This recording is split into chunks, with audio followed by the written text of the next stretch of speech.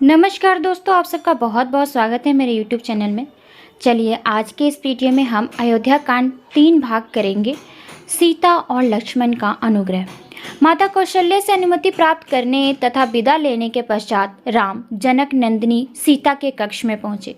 उस समय वे राजसी चिन्हों से पूर्णित विहीन थी।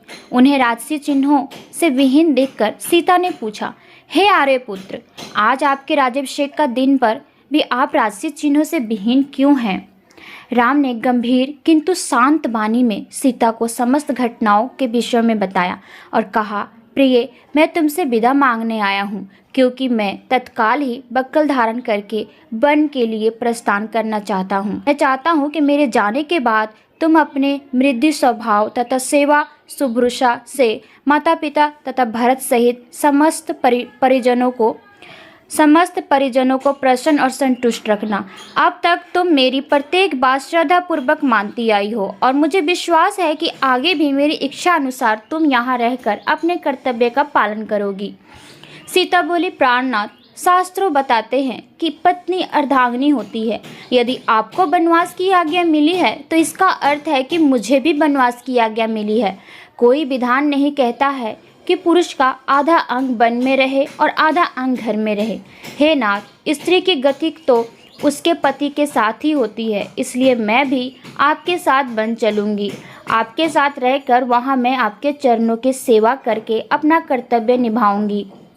पति की सेवा करके पत्नी को जो अपूर्व सुख प्राप्त होता है, वह सुख लोक और परलोक के सभी सुखों से बड़ा होता है। पत्नी के लिए पति ही परमेश्वर होता है। यदि आप कंदमूल फल आदि से अपनी उदर पूर्ति करेंगे तो मैं भी अपनी क्षुधा वैसे ही शांत करूंगी। आपसे अलग होकर स्वर्ग का सुख वैभव भी मैं स्वीकार नहीं कर सकती। यदि आप मेरी इस विनय और प्रार्थना की उपेक्षा करके मुझे अयोध्या में छोड़ जाएंगे, आपके वन के लिए प्रस्थान करते ही मैं अपना प्राण त्याग दूंगी।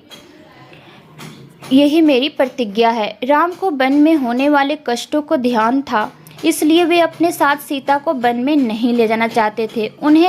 वे उन्हें समझाने का प्रयत्न करने लगे, किंतु जितना वे प्रयत्न करते शांता का हठ उतना ही बढ़ता जाता था। किसी प्रकार से समझाने बुझाने का प्रयास करने पर वे अनेक प्रकार के शास्त्र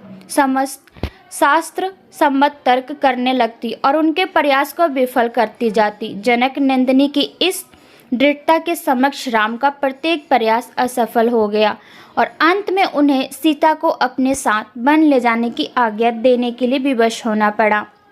सीता की तरह ही लक्ष्मण भी राम के साथ वन में जाने के लिए बहुत अनुग्रह किए।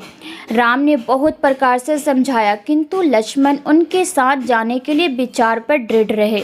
परिणाम स्वरूप राम को लक्ष्मण के दृढ़ता, स्नेह और अनुग्रह के सामने भी झुकना पड़ा और लक्ष्मण को अपने साथ जाने की अनुमति देनी ही पड़ी।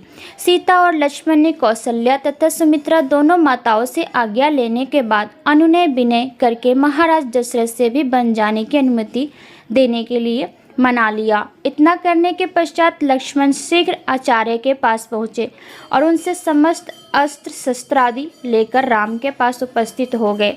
लक्ष्मण के आने पर राम ने कहा, हे सौमित्र, वन के लिए प्रस्थान करने से के पूर्व मैं अपनी संपूर्ण संपत्ति ब्राह्मणों, दास दासियों तथा याचकों में वितरित करना चाहता हूँ, इसलिए तुम गुरु वशिष्ठ के ज्येष्ठ पुत्र को बुला लाओ। तो ये हमारा अयोध्या कांड 3 भाग था। चलिए मिलते हैं अगले अयोध्या कांड में। उम्मीद करती हूँ आप सबको वीडियो पसंद आया होगा। धन्यवाद।